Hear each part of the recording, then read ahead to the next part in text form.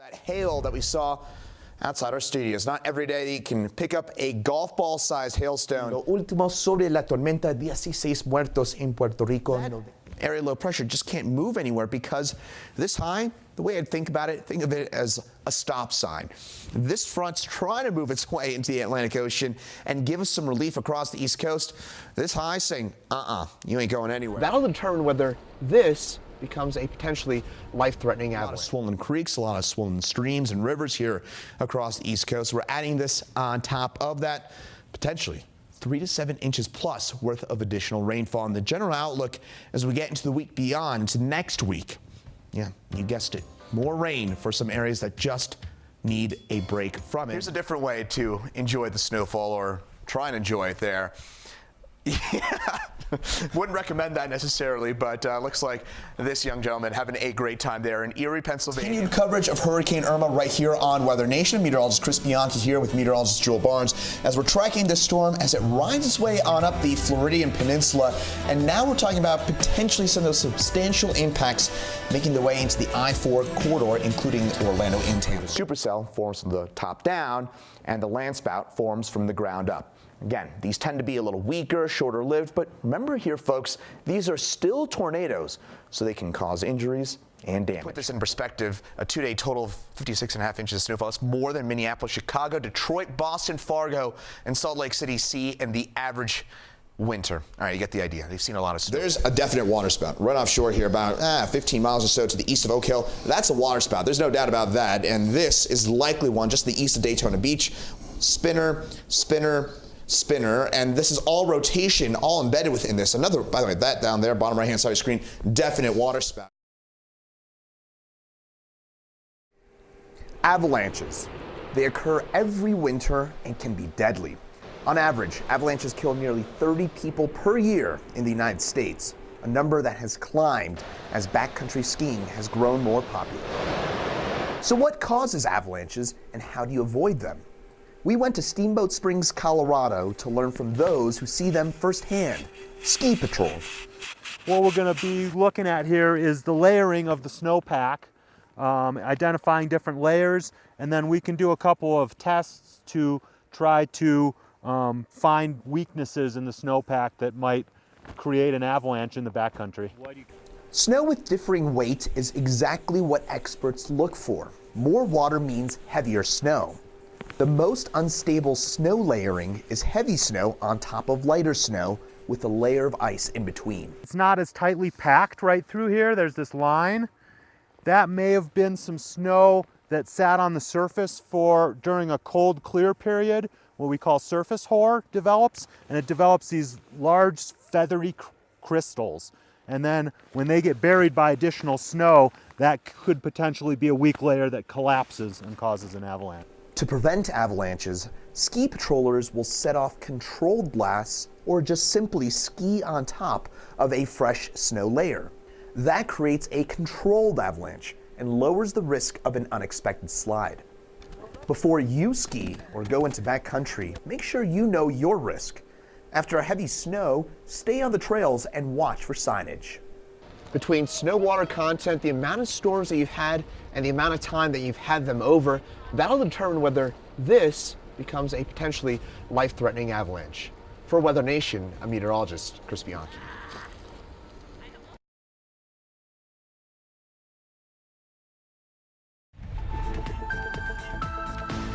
Tornado warning continues for central parts of Ohio. This is going to be for portions of Marion as well as Union counties, about 45 miles north of Columbus. This tornado warning issued by the Cleveland office, the National Weather Service office out of Cleveland, and that tornado warning does include the city of Marion, Ohio, and that warning goes until 11 p.m. Eastern Time. Thanks for joining us here on Weather Nation. I'm meteorologist Chris Bianchi.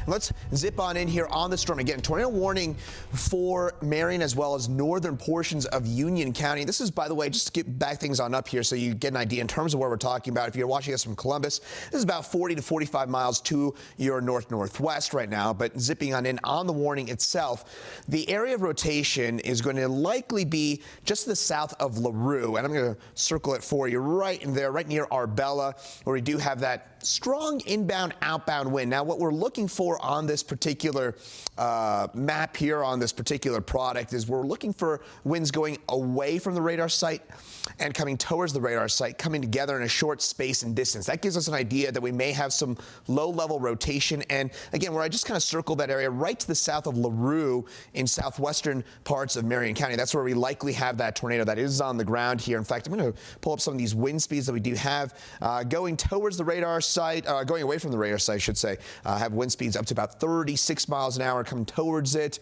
about 15 to 20 miles an hour. That gives an idea that we got about 50 mile an hour winds converging in a short space and distance. That may give us some of that rotation. This is heading off towards the north and east, relatively slow speed. This is moving at about 20 miles an hour. That's relatively slow for a tornado or a severe thunderstorm warned storm. And this would put it in the direction of New Bloomington in 8 minutes, Big Island in 18, and Morrill and Marion in 25 minutes. So this is a relatively slow-moving storm. So if you're watching this from Marion, you still have a few minutes to get into that innermost room away from any windows. Ideally, that's a basement. Ideally, that is a storm shelter. Again, tornado warning for parts of Union as well as Marion counties here in central Ohio, and that does go until 11 p.m. Eastern time.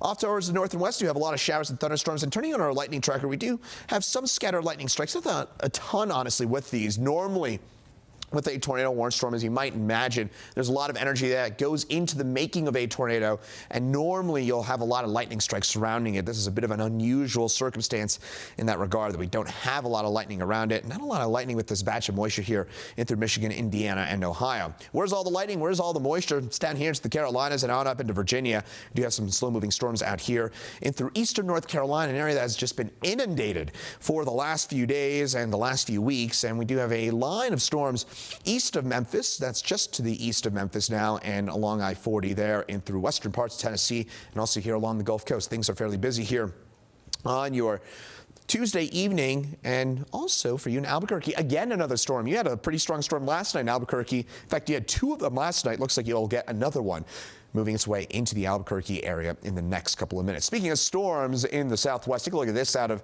the Phoenix area last night. So Phoenix, you saw some strong storms. You could see some more of that here as we get through the rest of the week. Likely not tonight, but a lot of lightning with some of that monsoonal moisture that we saw yesterday there in the Phoenix metro area. We also saw some strong winds, up to a 74 mile an hour wind gust on the north side of the city, and downtown we saw up to a 60 mile an hour wind gust. And there's a look at some of that, and unfortunately some damage from these storms here in the Phoenix area, and that's something we've been keeping a very close eye on here over the last little while. Meantime, Albuquerque, yeah, you've got some clouds, some showers and storms. Look at that. Not a whole lot that's to be seen because of all that rain that is moving its way into downtown Albuquerque. Current temperature of 86 degrees. That's also kind of at the heart of our main severe weather risk zone here on your Tuesday. Primary hazards can be damaging straight line winds, so you may lose power in through the Albuquerque area as well as into Santa Fe and south into central parts of New Mexico. Large hail a possibility, although that's likely going to decrease once the sun goes down. And there's a small tornado potential here into parts of New Mexico as we head over the next few hours. As I mentioned, those showers and storms do dissipate fairly quickly. Once the sun goes down, the sun's kind of the fuel source for these showers and storms. So once the sun goes down, it's pretty hard to sustain any of that stormy weather. That said, into your day tomorrow, could see some more storms into eastern New Mexico as well as into western parts of the Texas and Oklahoma panhandles, and also some pretty heavy rain in some spots. Meantime, we wish we could take some of that rain and move it here into Redding, California, and the site of the Carr Fire. An update on the wildfires, the deadly wildfires in California, coming up. Las imágenes después de Huracán María son horribles. Estamos hablando sobre pronóstico acá en Puerto Rico y también las últimas noticias. Gracias por estar con nosotros. Soy meteorólogo Chris Bianchi. Y lo último sobre la tormenta, 16 muertos en Puerto Rico, 97% de la isla está sin energía eléctrica y más o menos un medio de la isla sin agua. También el presidente de los Estados Unidos, Donald Trump, visitará la próxima semana estará en Puerto Rico la semana próxima. Y si quieres ayudar a los afectados, puedes ir a americares.org, puedes llamar la Cruz Roja Americana 1-800-73 327-67 o puedes ir al sitio unidosporpuertorico.com también.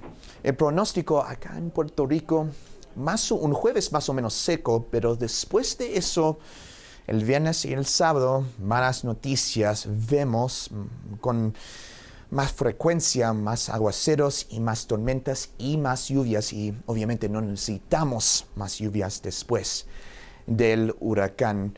Y el viento desde el este, pero otra vez, un jueves más o menos seco es el viernes y el sábado cuando vemos más aguaceros y más tormentas, especialmente al oeste de la isla, entre Aguadilla y Mayagüez, y también el Ponce vemos más aguaceros también acá. Gracias por estar con nosotros en Weather Nation. Soy meteorólogo Chris Bianchi.